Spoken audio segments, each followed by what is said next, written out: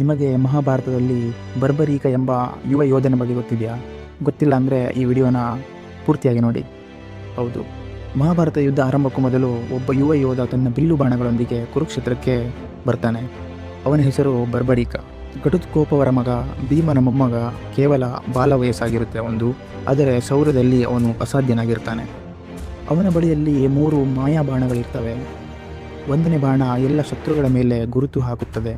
ಹಾಗೆ 2ನೇ ಬಾಣ ಅವರನ್ನೆಲ್ಲ ಕೊಲ್ಲುತ್ತದೆ. 3ನೇ ಬಾಣ ಎಲ್ಲವನ್ನು ಹಿಂದಕ್ಕೆ ತರುತ್ತದೆ. ಅಷ್ಟೇ ಸಾಕು ವಿಶ್ವವನ್ನು ಗೆಲ್ಲಲು. ಅವನು ಯುದ್ಧಭೂಮಿಗೆ ಬರುತ್ತಿರುವಾಗ ಶ್ರೀಕೃಷ್ಣ ಅವನನ್ನು ಕಂಡು ಕೇಳ್ತಾನೆ, ಯುದ್ಧ ಆರಂಭವಾದರೆ ನೀನು ಯಾವ ಪಾಳೆಯಕ್ಕೆ ಸಹಾಯ ಮಾಡುತ್ತೀಯಾ ಅಂತ.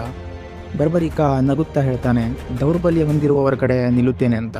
ಕೃಷ್ಣ ಮತ್ತೆ ಅವನನ್ನು ಕೇಳ್ತಾನೆ, ಯುದ್ಧದಲ್ಲಿ ಬಲ ಯಾವಾಗಲೂ ಬದಲಾಗುತ್ತಿರುತ್ತದೆ. ಒಂದು ಕ್ಷಣದಲ್ಲಿ ಪಾಂಡವರು ಬಲಿಷ್ಠ, ನಂತರ ಕೌರವರು ಬಲಿಷ್ಠರಾಗುತ್ತಾರೆ. ನೀನು ದೌರ್ಬಲ್ಯ ಬದಿಗೆ ಬದಲಿಸುತ್ತಾ ಹೋದರೆ ಯುದ್ಧಕ್ಕೆ ಅಂತ್ಯವೇ ಇಲ್ಲವಾಗುತ್ತದೆ. ಕೃಷ್ಣ ಮತ್ತೆ ಅವನನ್ನು ಕೇಳ್ತಾನೆ, ಧರ್ಮವನ್ನು ರಕ್ಷಿಸಲು ನಿನ್ನ ತಲೆಯನ್ನು ನನಗೆ ಕೊಡುವೆ ಅಂತ ಕೇಳ್ತಾನೆ. ಬರ್ಬರೀಕ ಕ್ಷಣಕಾಲ ಮೌನದಿಂದ ನಿಂತು ಹೇಳ್ತಾನೆ, ಸ್ವಾಮಿ, ನನ್ನ ಜೀವನವನ್ನು ಧರ್ಮಕ್ಕಾಗಿ ನೀಡುತ್ತೇನೆ. ಆತನು ತನ್ನ ಶಿರಸ್ಸನ್ನು ಶ್ರೀಕೃಷ್ಣನಿಗೆ ಸಮರ್ಪಿಸ್ತಾನೆ.